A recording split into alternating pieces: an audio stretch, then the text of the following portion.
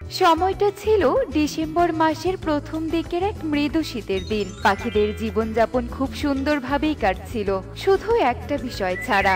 এক ছোট্ট অজ্ঞাত নীল চোখের ছানা একা একাই রাস্তা দিয়ে হাঁটছিল। ছানাটি আপনজন বাদেও নিজেকেই চিনছিল না। অজ্ঞাত ছানাটি কাকুলির বাড়ির দরজায় গিয়ে কড়া নাড়তে থাকে। কেউ আছো? আছো? দরজা খোলো। ওহ বাবা, এমনি কাজের জ্বালায় বাঁচি না, তার উপর আবার এটা কে এলো? কে কে এসেছে? এ কি? হে আবার কে? কি অদ্ভুত চোখ রে বাবা! এই কে তুমি? কি চাই? হ্যাঁ, আমি জানি না আমি কে। আমাকে একটু আশ্রয় দিবে? আমার খুব ক্ষুধা পেয়েছে।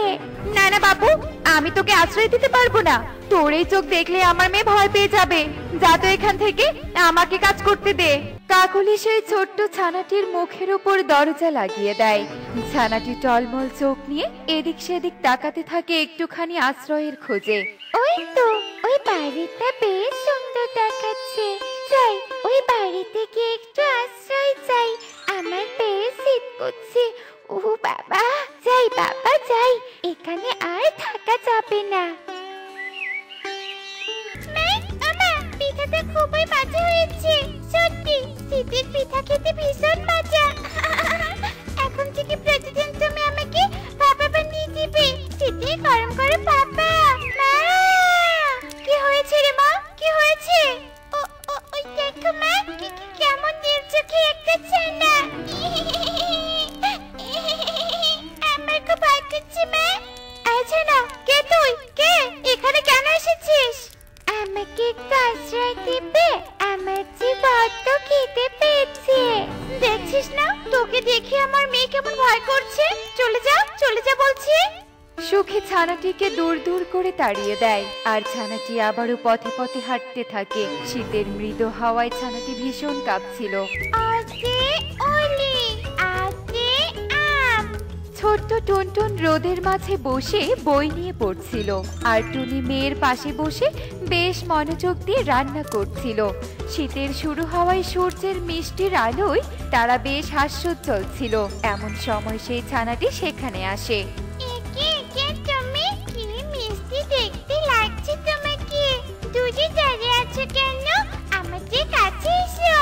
সত্যি তুমি আমাকে দেখে ভয় পাওনি? না, ভয় পাইনি তো। এবার ভালো তো কে তুমি?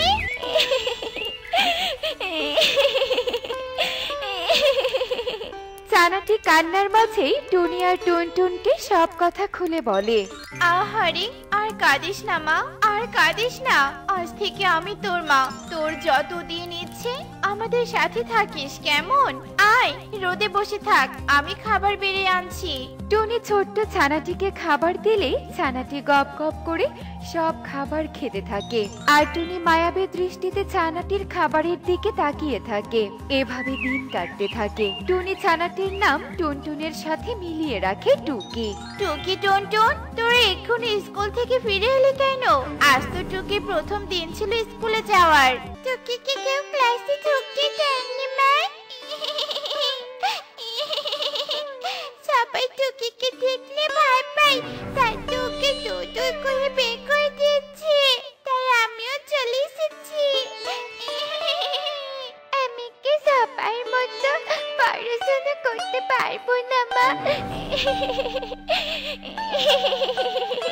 কাঁদিস না মা, তোরা কাঁদিস না, একদম কষ্ট পাস না। সত্যি এই বনবাসীরা একজোট হয়ে বড্ড বার বেড়েছে। তোকে আমি নিজেই বাড়িতে পড়াবো, দেখবি তুই ওদের থেকে অনেক বেশি মেধাবী হবি। তুমি সত্যি বলছো মা? আমি এখন থেকে তোমার কাছে পড়বো। দিদি, তুই কাল থেকে একাই স্কুলে যাস, কেমন? আমি চাই না আমার জন্য তোর পড়াশোনার ক্ষতি হোক। টুনি এতটুকু ছোট্ট মেয়ের এত সুন্দর বুদ্ধি দেখে মাঝে মাঝে অবাক হয়ে যায়। টুনি মাঝে মাঝেই ভাবে কোনো সাধারণ ছানার পক্ষে তো এতটা বুঝদার হওয়া সম্ভবই নয়।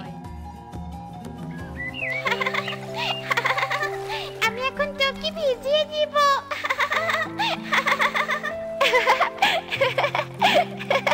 পারবি না, পারবি না। এই দেখ, এবার তোকে আমি বেশি করে ভিজিয়ে দেব। তোরা তোরা দু বোন কি শুরু করলি বলতো? এভাবে ভিজলে তো সর্দি লাগবে, এমনিতে শীত করছে আমার। তোদেরকে এই ঠান্ডা পানিগুলো বরফের মতো লাগছে না নাকি? দেখো সুখী দিদি, দেখো যা ভেবেছিলাম তাই হলো। জানতাম এই টনি ওর মেয়েদের নিয়ে এখানে থাকবে। ঠিকই বলেছিস কাকুলি। হ্যাঁ রে টনি, তোকে কতবার আমরা বলবো যে তোর মেয়েকে নিয়ে এভাবে বাড়ির বাইরে আসবি না। কার না কার ছানা, জানি না ওর বংশ পরিচয় কি, কবে যে আমাদের বিপদ ডেকে আনে কে জানে। এইভাবে বলছো কেন তোমরা? ও তো একটা নিষ্পাপ শিশু, ও তোমাদের কি এমন ক্ষতি করবে? ক্ষতি হলে তো এতদিনে হতোই। থাক, তোর এসব কথা শুনতে চাই না। তুই এই ছানাকে বের হতে দিবি না মানে দিবি না। যদি আর কোনোদিন এই ছানাকে আমরা বাড়ির বাইরে দেখেছি, তাহলে সেদিন তোদের এই বনে শেষ দিন হবে। এখন চুপচাপ পুকুর ঘাট থেকে চলে যা। কাকুলি চল। টনি কোনো প্রতিবাদ করতে পারে না, কারণ জঙ্গলে সবাই একজোট হয়েছিল। টনি আধা মাজা থালা বাসন আর মেয়েদের নিয়ে বাড়িতে চলে আসে।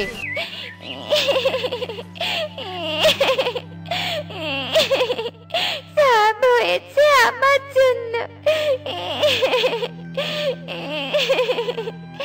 আমি তোমাদের ঝামেলা করেছি, আমার জন্য তোমাদের কত কষ্ট করতে হচ্ছে। চুপ কর মা, একদম চুপ কর। দরকার পড়লে আমরা অন্য বনে চলে যাব, তবুও তোকে কোথাও যেতে হবে না। তুই যে আমার টুনটুনের থেকে কোনো অংশে কম না। টনি দুই ছানাকেই বুকে জড়িয়ে নেয়। অন্যদিকে আজ কতদিন পর আমি সুস্থতা অনুভব করছি, হাঁটতে পারছি, কথা বলতে পারছি।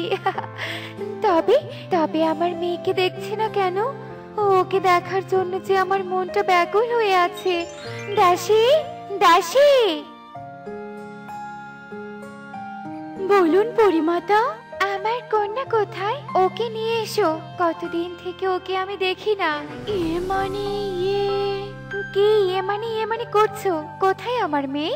আসলে পরিমাতা, সেদিনের ঝড়ে সব লন্ডভন্ড হওয়ার পর থেকে আপনার মেয়েকে আর কোথাও পাওয়া যায়নি। আর আপনি এত অসুস্থ ছিলেন, আপনাকে বলার মতো পরিস্থিতিও হয়নি। কি এত কিছু হয়ে গেছে আর তোমরা কিছু করনি? না জানি আমার মেয়েটা কোথায় আছে। আমাকে এক্ষুনি জাদু আয়নায় দেখতে হবে, সেদিন কি হয়েছিল।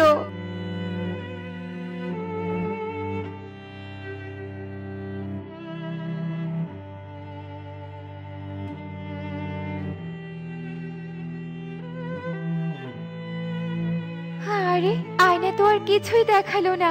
তার মানে আমার মেয়ে সেদিনের ঝড়ে পাতায় করে ভেসে পাখিদের বনে গেছে। না না, পাখিরা তো ভীষণ খারাপ হয়। জানি না আমার মেয়েটা কি অবস্থায় আছে। আমাকে এক্ষুনি যেতে হবে। পরিরাজ্য আর পক্ষীকুলের সংযোগ স্থল হলো এই ইচ্ছেমতি নদী। পরি মেয়েকে খোঁজার জন্য ছুটে চলে আসে পক্ষীকুলে। টনি, হ্যাঁ টনি, বাড়িতে আছিস? বেরিয়ে আয় বলছি। Tony, Tony. এ কি, তোমরা সবাই আমার বাড়িতে? ন্যাকা সাজা হচ্ছে তাই না? তুই জানিস না আমরা কেন এসেছি? বেরিয়ে যা, এই বন থেকে বেরিয়ে যা বলছি। আরে কেন বেরিয়ে যাব আমি? আগে তো সেটা বলো। এই বন আমারও, এখানে আমারও অধিকার আছে। কোনো অধিকার নেই তোর।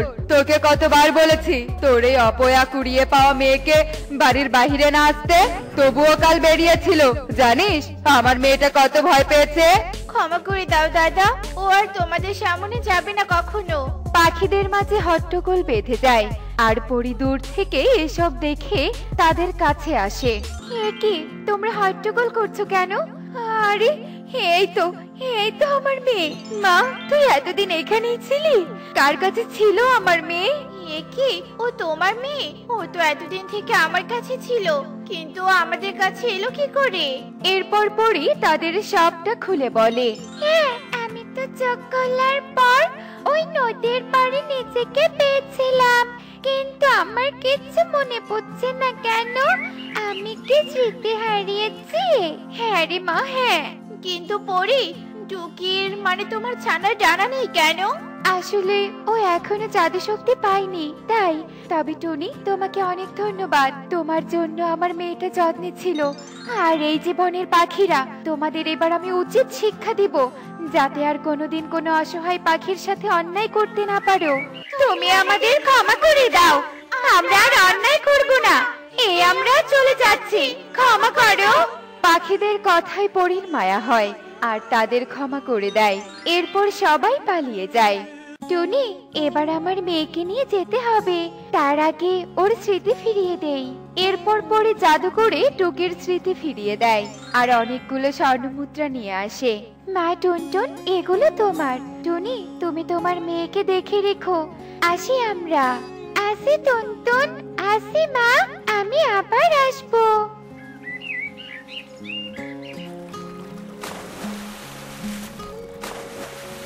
দেখলে তো বন্ধুরা, আমাদের অসহায়দের সাথে খারাপ আচরণ করতে নেই, কারণ সৃষ্টিকর্তা আমাদের কখন কোথায় নিয়ে যায় তা আমরা বলতে পারি না। ওরে বাবা, কি গরম! না না, আর কাটতে পাচ্ছি না। একটু গাছের নিচে বিশ্রাম নেই, তারপর আবার কাটবো।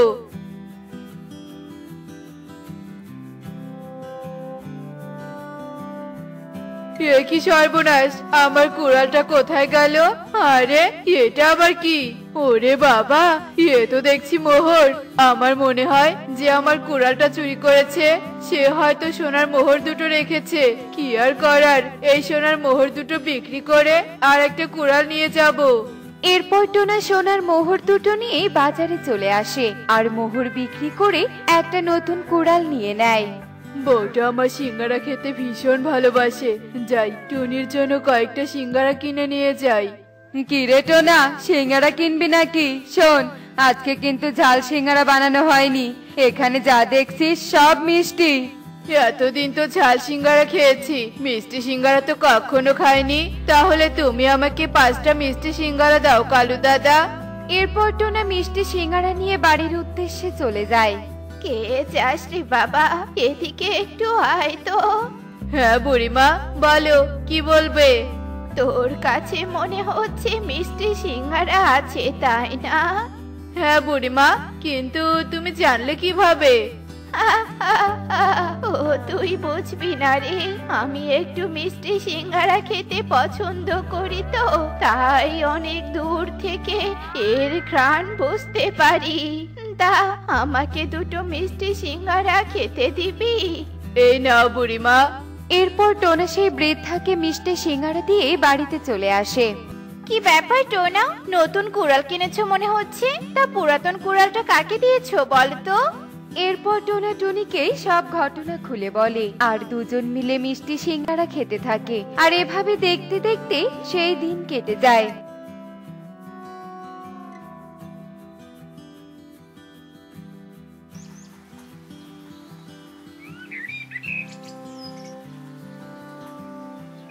আর পরের দিন টোনা আবারও কাঠ কাটতে বনে চলে আসে আর বেশ কিছুক্ষণ ধরে কাঠ কাটতে থাকে। আজ মনে হয় কোনো কুড়াল চোর আসবে না, আজ বরং কুড়ালটা রেখে নদী থেকে একটু পানি পান করে আসি। যেমন কথা তেমন কাজ। এরপর টোনা গাছের নিচে কুড়াল রেখে পানি খেতে নদীতে চলে যায় আর পানি পান করে যেই না ফিরে আসে। তার মানে ওই প্রজাপতিটা আমার কুড়াল চুরি করছিল, কিন্তু এত কুড়াল দিয়ে প্রজাপতি কি করবে? না না, আমাকে জানতেই হবে। এরপর টোনা মোহরের থলেটা হাতে নিয়ে প্রজাপতির পেছন পেছন যেতে থাকে আর প্রজাপতিকে একটা গুহার ভেতরে প্রবেশ করতে দেখতে পায়। এই নিন তান্ত্রিক বাবা, আজকেও আমি চুরি করে কুড়াল নিয়ে এসেছি, এবার আমার সন্তানকে মরিচ থেকে মুক্ত করে দিন। দেব দেব, তোর সন্তানদেরকে আমি মুক্ত করে দেব, তবে এখনো আমার কাজ শেষ হয়নি।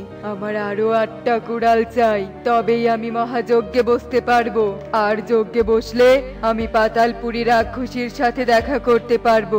পাতালপুরীর রাক্ষসীকে বিয়ে করে আমি অনেক শক্তিশালী হব। এই হলো আসল কাহিনী। বজ্জাত তান্ত্রিক ইচ্ছে করে প্রজাপতিকে দিয়ে চুরি করাচ্ছে। না না, প্রজাপতি অনেক বিপদে পড়েছে, তাই প্রজাপতিকে সাহায্য করা উচিত।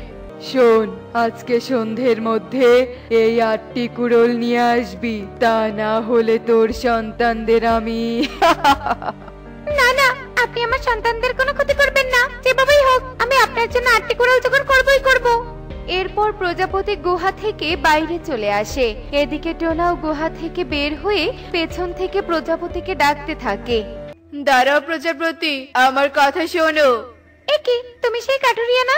ও বুঝেছি, আমি তোমার কোড়াল চুরি করেছে বলে আমাকে ধরতে এসেছো তাই না? না প্রজাপতি, আমি তোমাকে ধরতে আসিনি, আমি বজ্জাত তান্ত্রিকের সব কথা শুনেছি। আচ্ছা, তুমি তো জাদু শক্তি জানো, তাহলে তান্ত্রিককে শাস্তি দিয়ে তোমার সন্তানদের মুক্ত করছো না কেন? ওই মন্ত্র যে আমার জানা নেই, এর জন্য আমি বাধ্য হয়ে তান্ত্রিকের কথা মতো কাজ করছি। ভয় পেও না, আমি তোমাকে সাহায্য করব। আমার এক জাদুকর বন্ধু আছে, সে নিশ্চয়ই আমাদের সাহায্য করবে। এসো প্রজাপতি, তুমি আমার সাথে এসো। এরপর টোনা প্রজাপতিকে নিয়ে এক জাদুকরের কাছে চলে যায়। একে বন্ধু, তুমি সাথে করে কাকে নিয়ে এসেছো? শোন খরগোশ, এই প্রজাপতিটা অনেক বিপদে পড়েছে, তাই আমি ওকে তোর কাছে নিয়ে এসেছি। বিপদ? কি বিপদ? এরপর টোনা খরগোশকে সব কথা খুলে বলে। এই নে টোনা, এই পড়া পানি সেই মরিচ গাছে ছিটিয়ে দিবি, তাহলে তান্ত্রিকের মন্ত্র ভেঙে যাবে আর প্রজাপতির সন্তানরা মুক্তি পাবে। এরপর টোনা ও প্রজাপতি গুহার ভেতরে চলে যায়। কি ব্যাপার, তুই কাকে সাথে নিয়ে এসেছিস? আর আমার জন্য কুড়াল নিয়ে আসিসনি নাকি?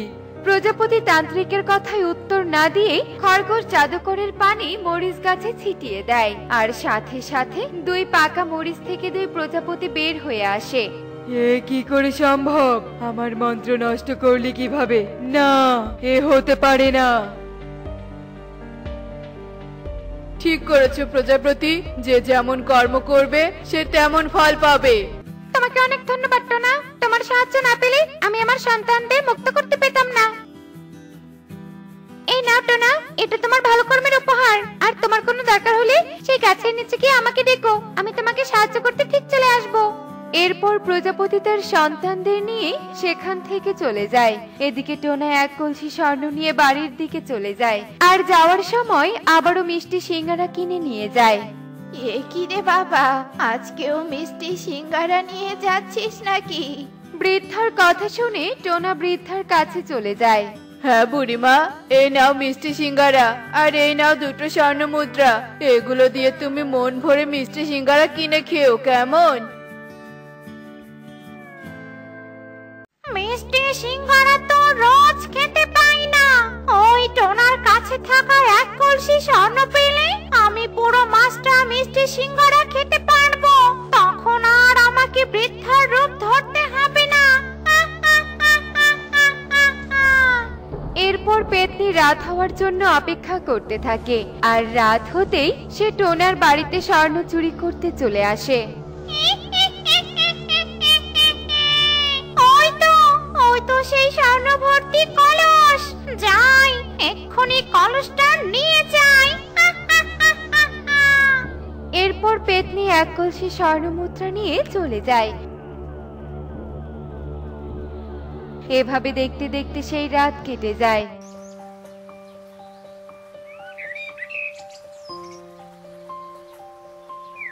চিন্তা করো না টুনি, প্রজাপতি আমাদেরকে যেটা উপহার দিয়েছে সেটা আমি ঠিক খুঁজে বের করব, আর এর জন্য আমাদেরকে প্রজাপতির সাহায্য নিতে হবে। এরপর টোনা ও টুনি সেই গাছের নিচে চলে যায়। প্রজাপতি, তোমার সাহায্য আমার খুব প্রয়োজন, আমার সামনে এসো প্রজাপতি, আমার সামনে এসো। বলো টোনা, আমি তোমাকে কিভাবে সাহায্য করতে পারি? কাল রাতে আমাদের এক কলসি স্বর্ণ মুদ্রা চুরি হয়ে গেছে, আমরা সেই চোরের সন্ধান চাই প্রজাপতি। চাঁদরায়না, দেখাও আমাদের কে সোনাদানা চুরি করেছে। তার মানে ওই বৃদ্ধা কোনো সাধারণ বৃদ্ধা ছিল না, সে আসলে এক পেতনি ছিল। আমরা ওকে কিভাবে শাস্তি দিব প্রজাপতি? ওই পেতনি মিষ্টি সিঙ্গারা খাওয়ার লোভে বৃদ্ধা রূপে থাকে, আর সেই বৃদ্ধা রূপে পেতনির হাতে একটা মাটির পুতুল আছে, সেটা ভেঙে ফেললে পেতনি অদৃশ্য হয়ে যাবে। এরপর প্রজাপতি সেখান থেকে চলে যায়। এদিকে টুনি ও টোনা মিষ্টি সিঙ্গারাতে মরিচের গুঁড়ো মিশিয়ে পেতনির বাড়িতে চলে যায়। কি রে বাবা, তুই আমার বাড়িতে? হ্যাঁ বুড়িমা, তোমার জন্য মিষ্টি সিঙ্গারা নিয়ে এসেছি, এই নাও। ওরে বাবা, তাই নাকি? তা দে দেখি, এক্ষুনি খেয়ে ফেলি। এরপর বৃদ্ধারূপী পেতনি যেই না সিঙ্গারা খায় তখনই ঝালে তিরিং বিরিং করে লাফাতে থাকে। এমন সময় তার হাত থেকে মাটির পুতুলটা মাটিতে পড়ে যায়। আমরা তোর আসল পরিচয় জেনে গেছি পেতনি। এবার আমরা তোর প্রাণ ভোমরা ভেঙে তোকে ধ্বংস করে দিব, আর আমাদের স্বর্ণমুদ্রা আমরা ফিরিয়ে নিয়ে যাব। টুনির কথা শুনে বৃদ্ধারূপী পেতনি নিজের রূপে ফিরে আসে। না না না না, তোরা আমাকে ধ্বংস করিস না, দে আমার প্রাণ ভোমরা, আমাকে দে। পেতনি চিৎকার করতে থাকে। এদিকে টুনি মাটির পুতুলটা ভেঙে ফেলে, আর সাথে সাথে পেতনি ধ্বংস হয়ে যায়। আর টোনা ও টুনি তাদের স্বর্ণভর্তি কলসি ফিরিয়ে নিয়ে বাড়ির উদ্দেশ্যে যেতে থাকে। দেখলে তো বন্ধুরা, ভালো কর্মের ফল ভালো হয়, আর খারাপ কর্মের ফল খারাপই হয়। এমনই সব মজার মজার শিক্ষণীয় টুনি পাখির গল্প দেখতে আমাদের সাথেই থেকো। আর গল্পটি কেমন হয়েছে তা কমেন্টে জানাতে ভুলো না কিন্তু। Bye bye.